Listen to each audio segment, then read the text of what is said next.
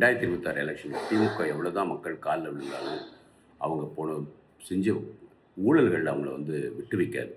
3 ஊழல்கள் கட்டாயம் ரொம்ப பெரிய ஊழல்கள். ஒன்று, பொன்முடி கன்விக்ட் ஆனது. அவர் ரொம்ப க்ளீனாக இருப்பார் அப்படி இப்படின்னு சொல்லி திமுககாரங்களே அவர் பெருமையாக வச்சுருப்பாங்க.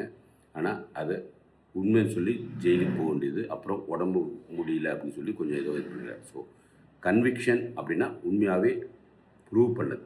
அதுக்கு முன்னாடி செந்தில் பாலாஜி ப்ரூவ் பண்ணி அவர் ஜெயிலில் இருந்தார்.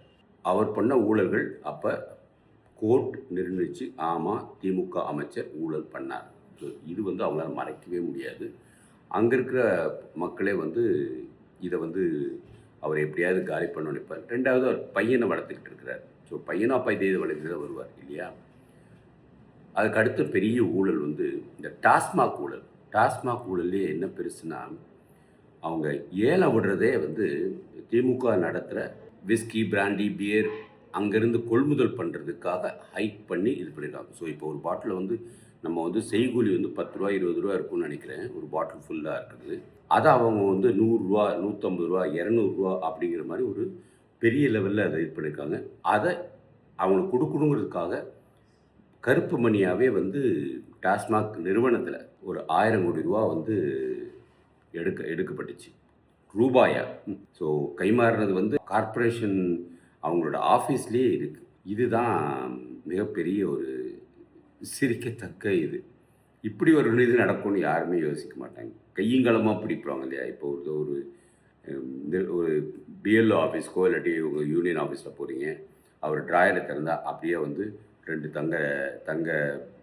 தங்க நகைகள் ப்ளஸ் ஒரு கட்டுக்கட்டா நோட் இருந்தால் எப்படி இருக்கும்? ஏன்னா ஒரு மாதம் 30,000 50,000 இல்லை சம்பளம் வாங்குறவர், அவர் இதில் எப்படி கட்டுக்கட்டா இருக்கும். இப்போ பேங்க்லேயே அந்த ஒரு சின்ன கண்ணாடி குண்டு போட்டு அதுக்குள்ளே வச்சுருப்பாங்க. இல்லைன்னா ஒரு சேஃப் லாக்குன்னு ஒரு லாக்கர் ரூம்குள்ளே இருக்கும். அது தவிர எங்கேயும் ஆர்டிஐ பணம் இருக்காது. மேனேஜர் ட்ராயரை திறந்தால் அங்கே கட்டுக்கட்டாக இருக்குமான்னு. ஸோ அதனால் இது அப்படியே மக்கள் கண் கூட பார்த்தாங்க. அதனால் இதை டாஸ்மாக் ஊழலை அவங்க ஏற்றுக்கவே மாட்டாங்க. இன்னொன்று, போதைப்பொருள்கள் முன்னாடி காலத்தில் 25-30 வயசுக்கு மேலே தான் கொஞ்சம் பேர் அங்கங்கே கொஞ்சம் போதையில் சுற்றிக்கிட்டு இருப்பாங்க. இல்லைன்னா பகலில் கதவை திறந்துருந்தாங்க வச்சுக்கோங்க, டக்குன்னு ஒன்று குடிச்சிட்டு சாப்பிட்ட பிறகு அப்படியே அங்கே இருப்பாங்க. இப்போ பார்த்தீங்கன்னு வச்சுக்கோங்களேன், அது அப்படியே படிப்படியாக குறைஞ்சி கல்லூரி லெவலில் இப்போ பள்ளிக்கூட லெவலில் பள்ளிக்கூடத்து வாசலில் போதைப்பொருள் விற்கிறாங்க அப்படின்ட்டு கையங்கலமாக பிடிச்ச இதுவாக இருக்குது. யார் விற்கிறா? இளைஞர்களே விற்கிறாங்க. இன்ஜினியர் பிடிச்சி பட்டதாரி ஆனவங்க அவங்களே விற்கிறாங்க. 9 வயசுலேருந்து 14 வயசுக்குள்ளே. ஏன்னா 9 வயசு ஏன் இது பண்ணுறாங்க? அப்பா 1 2 ட்ரை பண்ணிட்டான்னு வச்சுக்கோங்களேன். அப்போ 10 வயசு 11 வயசில் காசு கிடைக்கும் போதெல்லாம் வாங்கிப்பாங்க. இல்லைனா பார்ட்டி ட்ரக் அப்படிங்கிற மாதிரி இருக்காங்க. ஸோ சில பிள்ளைகளை நீங்கள் பார்க்கலாம், நல்ல ஸ்மார்ட்டாக இருப்பாங்க. ஆனால் அப்படியே தூங்கிக்கிட்டு அப்படியே கிளாஸ்லேயும் அப்படியே இது பண்ணிவிட்டு இங்கே அப்படியே எச்சு ஊறிட்டு இருக்கோம். சம்டைம்ஸ் தெரியாமல் ட்ரெஸ்லேயே ஒன்றுக்கு 2 போயிடுவான். அவங்க அப்பா அம்மாட்ட ஒன்றும் சொல்லியிருக்க மாட்டாங்க. ஒரு இட்லி இன்னொரு இட்லி சாப்பிட்றா அப்படின்வாங்க. இல்லைன்னா ஏதோ ஒன்று கொடுக்கும்போது வல்லுன்னு எந்திரிச்சு விடுவாங்க. இதெல்லாம் ஒரு மாதிரி ஜாம்பி எஃபெக்ட். மூளையை 9 வயசுலேயே அவனுக்கு எடுத்துட்டாங்க. ஸோ திமுகவோட இந்த ட்ரக்கு இதை அவங்களால கட்டுப்படுத்த முடியல, ஓப்பனாகவே கட்டுப்படுத்த முடியலைங்கிறது தெளிவுபடுத்திட்டாங்க. ஸோ தமிழ்நாட்டில் அது இனிமேல் இருக்கும். திமுக ஆட்சியில் இருந்தால் குழந்தைகளுக்கு போதைப்பொருள் இருக்கும். திமுக ஆட்சி எங்கெங்கெல்லாம் இருக்கோ அங்கெல்லாம் போதைப்பொருள் இருக்கும். இது கலெக்டருக்கு அவங்க கண்ட்ரோல்லே இல்லை. இது முழுக்க அரசாங்கத்தோட இதில் வந்துடுது. ஏன்னா அரசாங்கத்துக்கும் அதில் ஒரு பங்கு போகுது. நம்ம போய் போலீஸில் கம்ப்ளைண்ட் கொடுத்தோன்னு வச்சுக்கோங்களேன், ஒரு 4 நாள் பெட்ரோல் வருது. அதுக்கப்புறம் ஸ்டாலின் அந்த பக்கம் போகிறாரு, இல்லை இந்த அமைச்சர் போகிறாங்க அப்படின்னு இந்த பெட்ரோலை தூக்கி அங்கே போட்டுடுறாங்க. ஸோ அதுக்கப்புறம் அவனுக்கு அதில் ஒரு இதுவாகவே இல்லை. ஒவ்வொரு ஏரியாலையும் யார் போதைப்பொருள் விற்கிறா அந்த ஒரு நெட்வொர்க்கை இது பண்ணுன்னா அங்கேயே ஒரு 3 மாதம் 6 மாதம் யாராவது இருந்து அந்த நெட்வொர்க்கை அவங்க இது பண்ணணும். அப்போ யார் இது போலீஸாலெல்லாம் பண்ண முடியாது. இது தனி இயக்கமாக இருக்கணும். அதை மறைமுகமாக அரசாங்கம் ஆதரிக்கணும். பட் அதில் அவங்களுக்கு ஒரு வருமானம் வரனால அவங்க அதை இது பண்ணுறாங்க. இந்த 3 இதுதான் எல்லா அரசாங்க நிறுவனத்திலையும் ஒரு லேண்ட் ரிஜிஸ்ட்ரேஷன். நீங்கள் வந்து உங்கள் அம்மா அப்பாட்டேருந்து ஏதோ ஒரு சொத்து உங்களுக்கு வந்திருக்கும். அதை நீங்கள் ரிஜிஸ்டர் பண்ண போகிறீங்க. இல்லை நீங்கள் ஏதோ சின்ன சேர்த்து வச்சு ஒரு சின்ன சொத்து வாங்கியிருப்பீங்க. அதை ரிஜிஸ்டர் பண்ணி ரிஜிஸ்ட்ரேஷன் ஆஃபீஸில் காசு கொடுக்காம உங்களால் லேண்ட் ரிஜிஸ்டரே பண்ண முடியாது. இது இல்லைங்க, எல்லா ஆஃபீஸ்லேயும் ஒரு ஃபார்மசி லைசன்ஸ் வாங்கினா 20,000, கடை லைசன்ஸ் வாங்கினா அதுக்கு ஒரு இது, பர்த் சர்டிஃபிகேட்டுக்கு அதுக்கு ஒரு நியமனம். இது மாதிரி ஊழல் வந்து அது பாட்டுக்கு சர்வசாதாரணமாக ஒரு அந்த கருப்பு பணத்தை எப்படி பேக்கெட்லேருந்து அப்படியே எடுத்து பண்ணணும், இன்னும் கொஞ்சம் ஜிபே கூட பண்ணி விட்டுறாங்க. இந்த ஊழல் வந்து இப்போ ரொம்ப ரொம்ப எளிமையாகிடுச்சு டிஎம்கே இதில். மக்களும் அதில் வந்து சாதாரணமாக இது பண்ணுறாங்க. ஸோ இதில் 3 விதமான மக்கள் இருக்காங்க. ஊழல் பணத்தை வாங்குகிறவங்க, ஊழல் பணம் கொடுக்குற ஒரு கும்பல் இருந்துகிட்ருக்கு. இது இல்லாமல் அரசாங்க அதிகாரி அதை மூடி மறைக்கிறதுக்காக ஒரு கும்பல் இருந்துகிட்ருக்கு. ஸோ இவங்க எல்லாமே ஒரு கூட்டு கலைவாணி ஆகிட்டாங்க. அதில் மெயினாக வந்து அங்கங்கே இருக்கிற திமுக நிர்வாகிகள், சின்ன நிர்வாகிகள். அந்த காலத்தில் எங்கள் அப்பா காலத்துலேருந்து நான் வந்து உறுப்பினர் இருக்கேன். அப்பா இருந்தோன்னே இவர் வந்து எந்த வேலையை விட்டுட்டு அதுக்கு வந்துடுவார். பணம் வசூலிக்கிறது, பணம் கொண்டு போய் கொடுக்குறது, இல்லாட்டி இந்த வேலை வாங்கி தர, அந்த இதை முடிச்சு தர, அதை இதுட்டு இந்த கீழ் லெவல்லையே அதுக்காக ஒரு பெரிய கட்டமைப்பு வச்சுருக்காங்க. திமுகவில் இருக்கிற கட்டமைப்பு மாதிரி அந்த கீழ் லெவல் கட்டமைப்பு, ஊழல் கட்டமைப்பு. 1000 ரூபா முதியோர்களோட பணம் வாங்கி கொடுக்கணும், அதுக்கு 100 ரூபா லஞ்சம். இல்லை அவங்க பேர் பதிவு படணும் அந்த மாதிரி இருந்துச்சுன்னா அது 10,000 ரூபா லஞ்சம். இவங்களும் வந்து அது இருந்தால் தான் பண்ண முடியும் அப்படிங்கிற சூழ்நிலைக்கு இது பண்ண நிறைய சினிமாலேயே நம்ம பார்க்குறோம். ஸோ எல்லா ஆஃபீஸையும் அப்படியே எல்லா ஆஃபீஸ்லேயும் ஊழல் இல்லாத ஆஃபீஸ் கிடையாது. மருத்துவமனையில் ஊழல் இருக்குது.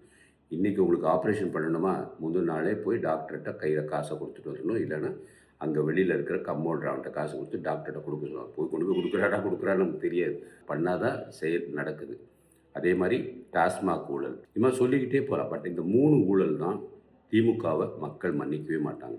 பொன்முடி உள்ளே போனது, செந்தில் பாலாஜி உள்ளே போனது, இதெல்லாம் நிரூபித்த ஊழல்கள். அது மாதிரி டாஸ்மாகில் வந்து விலை உயர்த்தி விற்கிறது, 10 ரூபா வாங்குறது, இது மாதிரி குட்டி ஊழல்கள். இதெல்லாம் வந்து அப்படியே பெருசாக கடலாகி 1000 கோடி ரூபா வந்து கண்டுபிடிச்சது. மூணாவது வந்து எல்லா நிறுவனத்திலையும் அப்படியே கள்ளுங்கடையமாக மக்களை கண்டுபிடிக்கிறாங்க இல்லையா. ஸோ இந்த 3 ஊழல்களை மக்கள் மன்னிக்க போகிறதே கிடையாது. போதைப் பொருள்கள் அதிகமாச்சுன்னா கவுன்சிலரோ இல்லை எம்எல்ஏக்கோ அவங்களுக்கும் ஒரு பங்கு போயிடுது. ஏன்னா அவங்க பிள்ளைகள் தான் விற்கிறாங்க, அவங்க பிள்ளைகள் தான் அதை விற்கிறாங்க, அவங்க பிள்ளைகள் தான் கொள்முதல் பண்ணுறாங்க. அதை வந்து சாதாரண மக்கள்கிட்ட கொடுத்து இது பண்ணுறாங்க. அதனால் இந்த போதைப் பொருள்னாலேயே ஒரு ஜாம்பி எஃபெக்ட் குழந்தைகள் நம்ம ஏரியாவில் 1-2 பேர் இருக்கிறாங்க. மற்றவங்க அதை பயன்படுத்திட்டு அதை இது பண்ணிகிட்டு இருக்கிறாங்க. அதனால் இந்த போதைப் பொருளுக்கு அடிமையாக்கினது திமுக அரசாங்கம் இந்த ஒரு காரணத்தினாலே கட்டாயம் பெண்கள் அவங்களுக்கு ஓட்டு போட மாட்டாங்க. இவங்க வந்து இந்த 1000 ரூபா பஸ்ஸுக்கு 1000 ரூபா கையில் கொடுக்கறது, பஸ்ஸு ஃப்ரீ கொடுக்குறது, இனிமேல் வந்து வரும்போது என்ன கொடுக்க போகிறாங்க, எல்லாம் ஹேண்ட்பேக் ஃபுல்லாக காசு வச்சு கொடுக்க போகிறாங்கன்னு சொல்லுவாங்க, லிப்ஸ்டிக் கொடுக்க போகிறேன்னு சொல்ல போகிறாங்க. ஒப்பனை ரூம்ஸுன்னு அங்கங்கே சென்னையில் ஓப்பன் பண்ணியிருக்காங்க. உள்ளுக்குள்ள யாரும் போய் பார்த்த கிடையாது. எப்போ பார்த்தாலும் பூட்டி தான் இருக்குது. ஓட்டு அரசியல் பண்ணிகிட்டு இருக்கிற அரசியல்வாதிகள் மக்கள் வந்து கழுத மேலே உட்கார வச்சு வீட்டுக்கு அனுப்பிச்சிடுவாங்க. ஆனால் அவங்க நிறைய சம்பாதிச்சிட்டாங்க.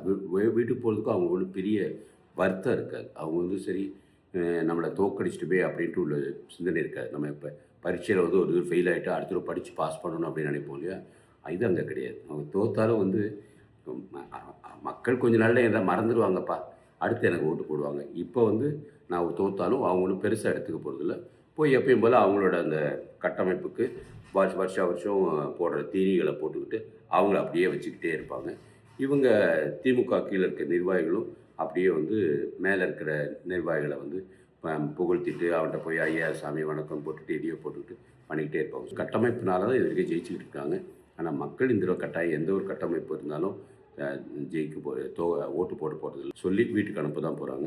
நடுவில் அதுக்காக விஜய் முளைச்சிருக்கிறாரு, பிஜேபியில் அண்ணாமலை வந்திருக்கிறாரு, எடப்பாடி அவரோட கொள்கைகள் செஞ்சிட்ருக்கிறாரு.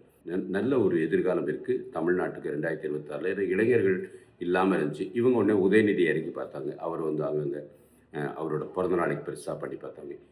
ஊழல் பண்ணிவிட்டு என்னப்பா பண்ணுறது, ஊழல் வந்து ஒரு கேன்சர் மாதிரி மக்களுக்கு வந்து எல்லாருக்கும் கேன்சர் வர வச்சுருக்கீங்க. 9.2 லட்சம் கோடி கிட்ட கடன் இருக்குது. 10 லட்சம் கோடிகள் சாதாரண இது இல்லை. நம்ம வந்து மொத்தமே 8 கோடி மக்கள் தான் இருக்கும். ஸோ 10 லட்சம் 10 லட்சம் கோடி கடன் இருக்குது. அப்போ பாருங்கள், இது இருந்துச்சா? ஸோ இந்த வந்து கட்டாயம் வந்து அவங்கள ஏதோ ஒரு காரணம் சொல்லி வீட்டுக்கு அனுப்பிச்சிட்டு, வணக்கம் தலைவரே அப்படின்ருவாங்க.